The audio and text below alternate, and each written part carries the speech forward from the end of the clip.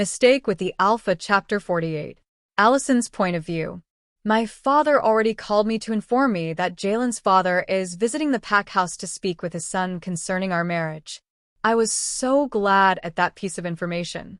My father's actions are really smart. Well, I've known him to be a very intelligent man. I was at the training ground when I got my father's call. Yes, I love to train, and this also helped me mix with those on the training ground. Not that I'm so much loved by those warriors, especially the females, but they seem not to have a choice but to bow to me. I even got to know that Jalen has once punished them because of Sam. Well, I'm so glad that none like her also. I'm far better than her. Them staying a bit away from me didn't bother me because once I'm their Luna, I'll make them bow with force. I'll tell them the stuff I'm made of. I rushed out of the training ground to my room to freshen up and dress well. I then used the spray Diana gave me to use, so as to make people around Jalen love more. Well, I think I didn't need it because their hatred for Sam has already made them accept me. I wonder what the girl did anyways to get the disapproval of them. Dana had warned me to make sure not to spray it more than 3 days apart. I shouldn't spray it often. Not too late. She said if I needed one to support me, this perfume will make them. Satisfied with myself, I head out. I could already sense Gerard's arrival, being that the atmosphere was saying it all with its difference. Then my hunch was right because I saw him coming with some guards. I quickly did as if I didn't see him. A maid was also coming. She was carrying a lot of bags, which I don't know what on earth is in. If Gerard wasn't there, I would have just passed by her, but now I ran to her just to please him. Why carry so many things? You should have asked for help, I said calmly to her. I noticed that Gerard paused when he heard my voice, and I liked it. I'll manage, Luna, she said, panting. That name Luna made me smile. I'm not your Luna yet, darling. Now, let me help you with some of those. I don't want to bother Luna. I'll manage, she objected. Let me have the bag, you stupid idiots. I shouted in my head. I was getting angry at her wanting to ruin my plan. The stupid girl was dragging the bag with me. I'm not so nice and patient, if not what I wanted to achieve out of this my pretense. If not that my so-called mate wouldn't corporate and mark me, I wouldn't need all these, but the hunger for power had humbled me.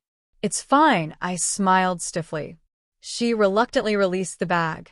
Geez, the bag is so heavy, I almost growled, but I hid it. One of the guards saw me and then ran to me and wanted to take the bag from me, but I refused. Let him have it, Luna, Gerard said, walking towards me. I grinned inwardly. That's exactly what I wanted. I looked up as if I just saw him. My aim was achieved. Father, I called with excitement and went to hug him.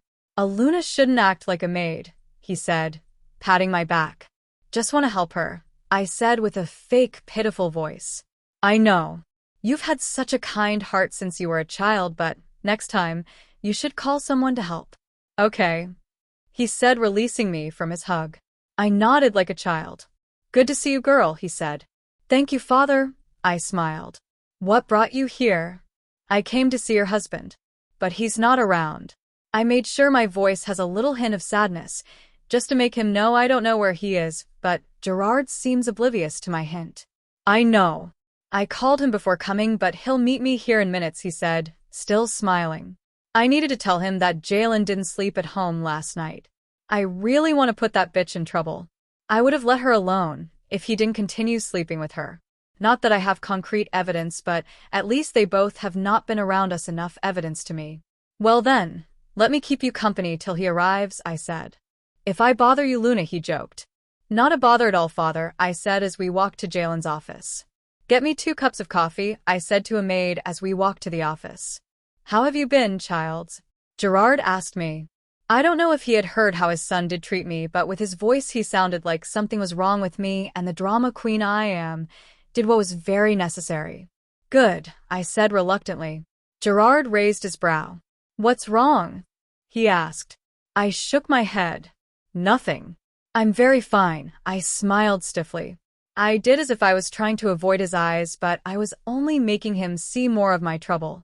Gerard took my hand with one hand and used his other hand to lift my face, so I could look at his face. Before you became our intended Luna, you've always been like a daughter to me, and I wouldn't see you unhappy and not do something. If anything is bothering you, You can tell me, and if it's within my power to get it solved, I'll definitely do it for you, he said with enthusiasm. Now this is all I want. My gate pass to make that bitch's life a living hell. Nothing much, father, I sniffed. Tears were already gathering in my eyes. Well, I'm truly painted because I hate to be pitted, and that bitch of a maid is turning me into an object of pity. It's just that I blame myself deeply for not making it here in time. If I hadn't been so adamant to come home, Jalen would have had his mate beside him sooner than now. What is happening to me right now is all my fault, not Jalen, I said dolefully. Gerard shook his head. You don't have to blame yourself, child. It's not as if you know. You know Jalen has searched so much for his mate. Maybe he's just angry that you are so close and he didn't even know. Please just bear with him. He'll surely come around, he pleaded. Please like the video and subscribe to the channel. Turn on notifications to stay up to date with new videos uploaded. Also, check out our next video in the series.